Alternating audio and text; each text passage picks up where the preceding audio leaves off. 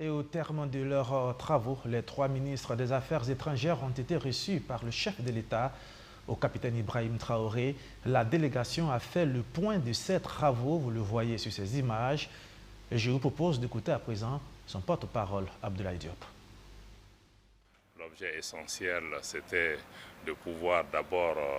lui adresser les salutations fraternelles de ses frères, les présidents du Niger et le président de la République du Mali, pour pouvoir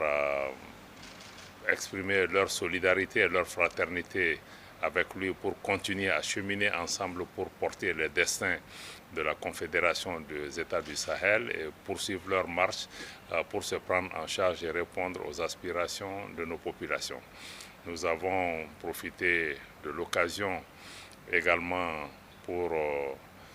faire le point à son Excellence Monsieur le Président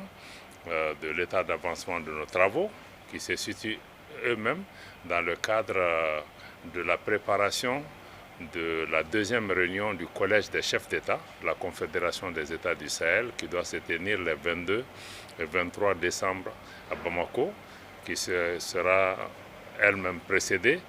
de la réunion du Conseil des ministres confédéral. Nous lui avons rendu compte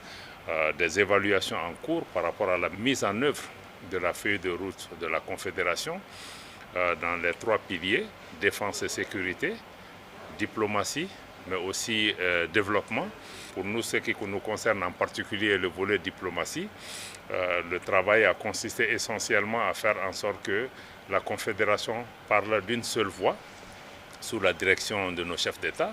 et puisse travailler à asseoir une plus grande reconnaissance de la Confédération des États du Sahel au plan régional et international, mais aussi une plus grande compréhension des défis et de la marche de la Confédération. Dans ce cadre, nous avons reçu du président du Faso des encouragements par rapport à la poursuite de l'œuvre qui est engagée, d'œuvrer sans relâche à pouvoir continuer à relever les défis, de tout faire pour que des actes concrets puissent être posés pour répondre aux aspirations de nos populations.